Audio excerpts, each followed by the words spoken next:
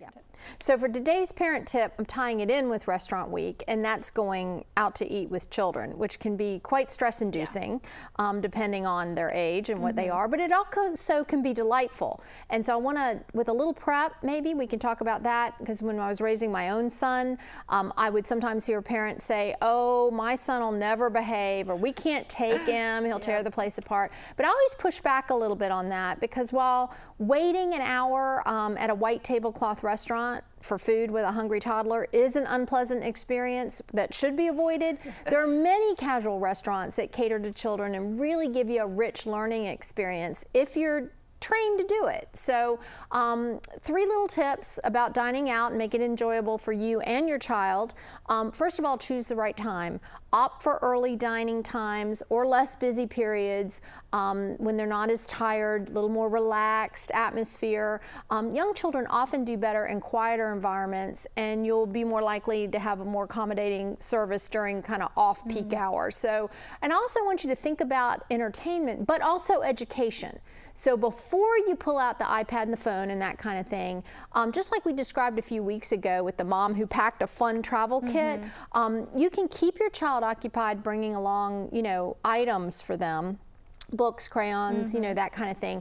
But, you know, I'd also encourage you, even if you don't have anything and you're just out, is to use the restaurant as your educational tool. Ooh. So take your child, pick them up, show them where the kitchen is. You can't go in the kitchen, but you can show them there, ask them what's happening in there. What do you think's going on? What happens to the dirty dishes? And engage in those kinds of conversations. Children are infinitely interested in what other people do. So if you can talk about the wait staff, count the tables, that helps with counting. How many people do you think can eat in the restaurant a night? Figure out how many glasses of water they have to pour every night. You know, there's ways to incorporate learning into what's going on around you, and restaurants are a real rich environment to do that. Great idea. And then the last one I'd say is just order thoughtfully.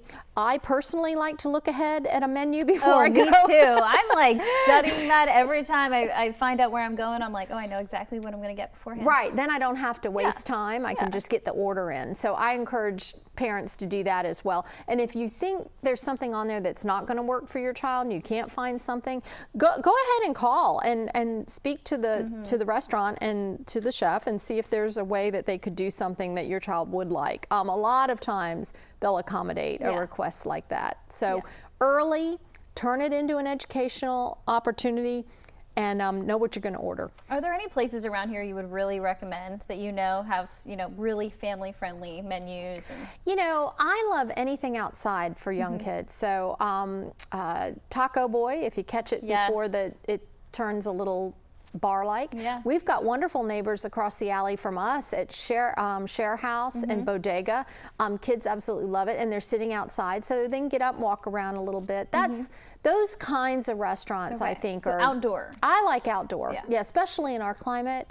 It gives you just a little bit of if you do need to get some wiggles out, that helps. I feel like a lot of times breweries are filled with kids. Very family-friendly environments. Yeah, well, that came up. Remember at Christmas we had a couple of breweries that had activities for children. So we're seeing a lot more of that, and I think it makes sense. Everybody's happy in that environment. So when would you say is the time where it's okay to pull out the phone or the iPad and get, you know, Miss Rachel or whoever on the screen?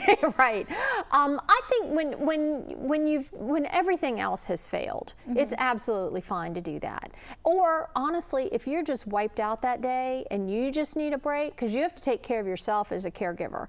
So you know when that time is. But I just put that in there as a little bit of before that's the go-to, to see if you can't engage with them, because those are the moments when they grow up, honestly, that they're going to remember and you're going to remember. I love going out to eat with my baby cousins and all of them. They're fine, but like I feel like, you know, they don't have to be looking at the screen. They can be a little crazy. Well, it's kind of fun. My son and I used to do, we would go out for Chinese, and he would, not too loud, but we would drum with I like that. Yeah, and I would lay out the different sugar, you know, sweet and low, the 3 different colors. We'd talk about the colors. We'd play cards with them like they were a card game, and I want a pink or I'll take a blue, and just stupid made up games. But I still remember him fondly all these years later. I don't know if he'll admit it, but I do. Yeah. I have so many fond memories of going out to eat when I was little. Yeah, so I encourage people, because like I said, I hear it a lot of parents go, oh no, it's just too much, it's not worth it. But you know, let somebody else cook the meal so you don't have to, and clean up, and have that extra time while you're at the table with your child, and just make good use of it.